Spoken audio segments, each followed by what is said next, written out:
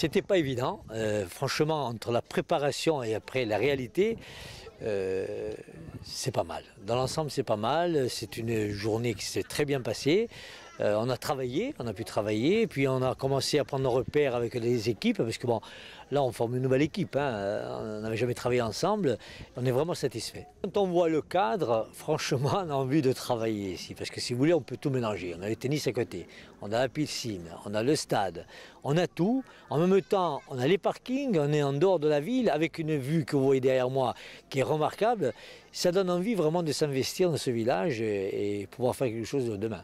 Alors, combien d'associations vous ont suivi? Écoutez, je vous ai dit à peu près une quinzaine, associations. Bon, ce soir, bon, ils n'étaient pas tous là, mais environ une cinquantaine de bénévoles, ils étaient présents dès ce matin, de bonne heure, parce qu'on a fait un petit briefing ce matin. Et bon, voilà, la journée se passe cool. Maintenant, bon, on arrête un petit peu le concert de Vital, hein.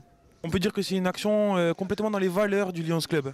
Absolument, puisque le Lions International, bon, historiquement, depuis plus de 100 ans, s'occupe de la vue, mais nous avons 5 axes internationaux qui sont bien évidemment la vue, la faim dans le monde, le diabète, l'environnement et le cancer infantile.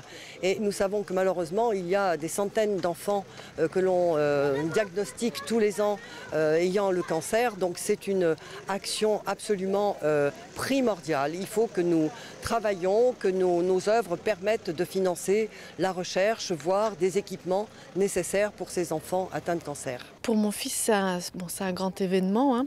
Il n'a pas pu venir aujourd'hui, mais il viendra demain. Parce qu'il est encore fatigué, donc passer toute une journée pour lui, c'est quand même assez éprouvant. Et là, du haut de ses 9 ans, il dit qu'il aimerait être célèbre pour d'autres raisons. Voilà.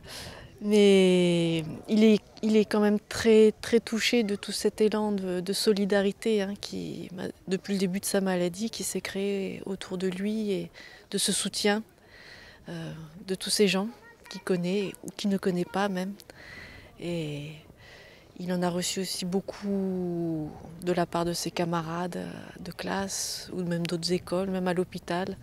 Il a reçu beaucoup de marques de soutien et ça l'a beaucoup aidé, je pense, à continuer le combat, qui n'est pas fini et qui est en bonne voie pour le moment. La marque de soutien, vous l'avez dit, mais aussi, c'est aussi important de sensibiliser sur cette maladie qui touche des enfants parfois très jeunes. Oui, tout à fait.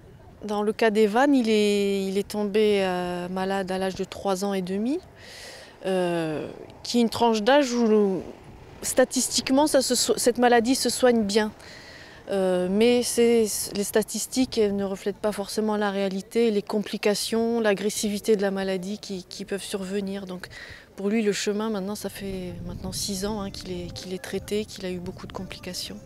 Vous l'avez dit, ça impacte la famille, d'où aussi cette manifestation d'aujourd'hui pour aider financièrement. On peut imaginer que c'est compliqué de devoir partir, beaucoup de déplacements sur le continent, on peut l'imaginer. Oui, tout à fait. Surtout quand c'est des longues périodes comme ça. Alors bien sûr, il y a toujours une prise en charge, hein, pour l'enfant et l'accompagnant, heureusement, par la CPM. Mais quand on est longtemps séparés, donc déjà l'enfant et la maman, en l'occurrence du reste de la famille, c'est important de pouvoir faire venir le papa, le grand frère, les tatas, enfin tout ce noyau qui va finalement soutenir tout le monde, même si c'est des petits allers-retours, mais c'est très très important.